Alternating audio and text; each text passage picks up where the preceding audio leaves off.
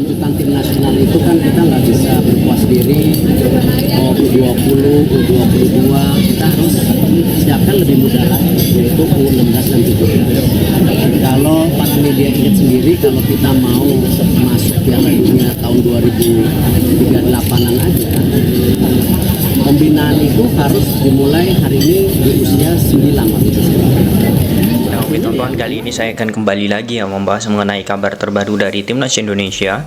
Dan di sini mungkin saya akan lebih memfokuskan bagaimana persiapan Timnas untuk di Piala Asia.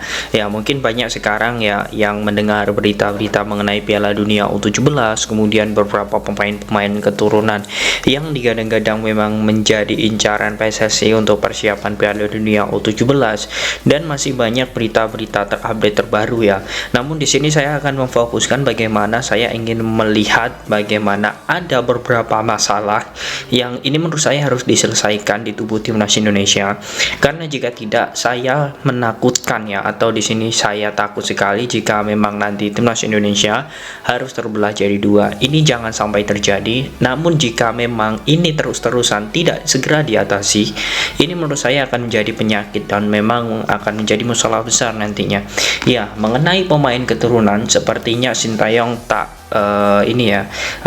sepertinya harus mendapatkan hujatan, kemudian hinaan, dan juga beberapa hal yang memang kontra dengan pemain-pemain keturunan. Ya, beberapa waktu lalu banyak sekali yang mengatakan bahwa sebenarnya Sintayong ini harus out karena memang dari segi prestasi Sintayong tidak ada, dan juga beberapa proses yang dilakukan Sintayong tidak ada hasil. Ya, kalau kita hanya mengukur dengan hasil, menurut saya tidak akan habisnya. Pelatih sekelas Pep Guardiola pun, kemudian pelatih sekelas seperti Jurgen Klopp ketika datang ke Indonesia dan melatih Timnas Indonesia, tentu akan sama dengan Sintayong jika memang tidak ada beberapa aspek yang mendukung. Ya, memang ini menjadi kegelisahan. Namun yang jelas di sini saya melihat bagaimana seorang Shane Patinama dan juga beberapa pemain keturunan lainnya ini sempat mengeluh karena dibedakan. Ya, ini pun saya melihat dari statement Patinama ya. Di sini saya mencoba mengutip sedikit dari statement Patinama. Saya melihat bahwa ketika saya datang di Indonesia, saya melihat ada beberapa perlakuan yang tidak sama seperti pemain lokal lainnya. Nah, artinya memang Patinama ini menganggap adanya diskriminasi antara pemain lokal dan juga pemain keturunan. Ya, memang ini menjadi hal yang sangat sulit ya diterima oleh pemain keturunan. Karena apa? Bahkan Shane Patinama pun sudah melakukan penekanan bahwa sebenarnya dia dilahirkan dan juga memiliki budaya Indonesia dan memang ayahnya memang asli Semarang. Hal itulah yang membuat dirinya sedikit kecewa karena dirinya memang memiliki budaya Indonesia, kemudian keluarganya juga masih banyak di Indonesia, namun dia diperlakukan tidak sama oleh sebagian masyarakat. Ya, memang ini yang menurut saya menjadi hal yang harus diatasi. Karena ya komentar-komentar pedas, kemudian komentar-komentar yang memang menjatuhkan, ini membuat para pemain keturunan pun sekelas Shane Patinama juga bisa terdiskriminasi. Ya, saya melihatnya ada beberapa faktor. Faktor pertama yakni ketika Shane Patinama itu tidak bisa tampil maksimal saat melawan Argentina di debutnya.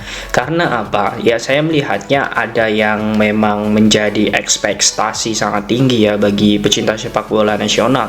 Karena kita ketahui debut Patinama itu yang sangat ditunggu. Debut Patinama dan juga Sandy Walsh itu yang sangat ditunggu.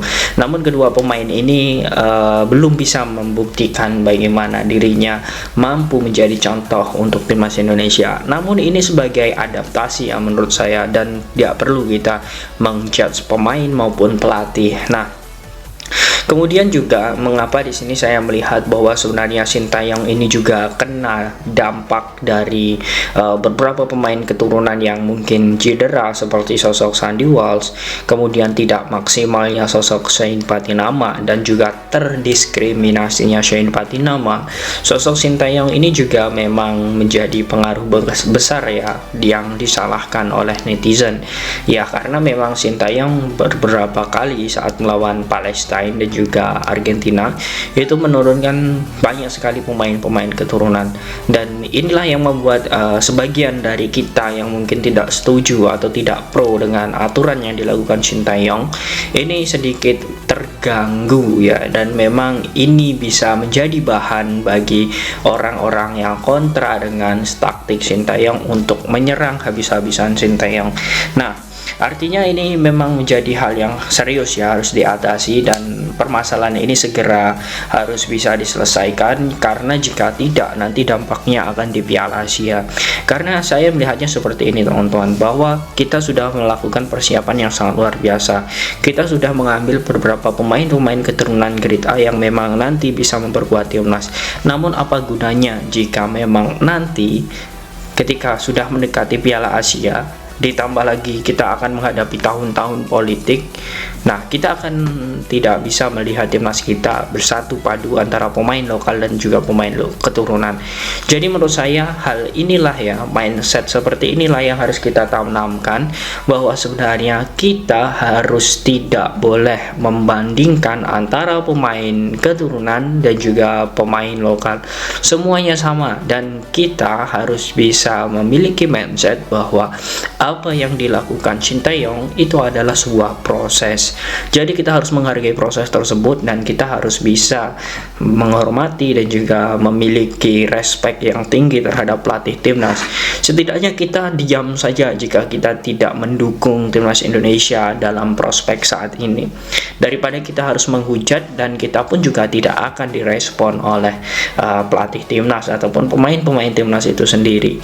Jadi lebih baik kita harus bisa membuat hal yang baik ya, karena ini menjadi hal yang sangat luar biasa, dan kita akan memiliki timnas yang sangat luar biasa jika memang kita mendukung perjuangan dari nol ya, perjuangan Sintayong membangun pondasi timnas, kemudian perjuangan dari diaspora untuk mengambil pemain-pemain keturunan, kemudian perjuangan Bapak Erick Thohir untuk membenahi sepak bola Indonesia. Ini semuanya harus dibantu dan juga harus sama-sama kita jaga. Karena apa ya, itu perjuangan itu tidaklah mudah, dan saya harap dengan adanya yang menghujat Sintayong kemudian mendiskriminasi pemain-pemain keturunan ini diharapkan tidak akan ada lagi ya, karena memang menurut saya ini harus segera diatasi, karena jika tidak ini akan merembet kemana-mana, ini akan menjadi masalah besar, dan jika sudah menjadi masalah besar imbasnya juga ke timnas Indonesia. Lagi-lagi jika timnas Indonesia tampil buruk di Piala Asia, tentu yang disalahkan adalah pelatih dan juga pemain. Nah, inilah yang harus kita jaga. Hal inilah yang menurut saya harus prinsip-prinsip bagaimana kita respect, kemudian tidak mendiskriminasi, menghargai pelatih, itu harus dibangun dari sekarang agar persiapan timnas Indonesia nanti di Piala Asia lebih matang, lebih tenang, dan juga tanpa ada cobaan. Nah, bagaimana menurut kalian teman-teman tentang persiapan timnas Indonesia saat ini? Apakah kalian yakin dengan tidak adanya haters tersebut nanti timnas Indonesia mampu mengalahkan Jepang, Vietnam, kemudian Irak? Nanti silahkan kalian tulis di kolom komentar.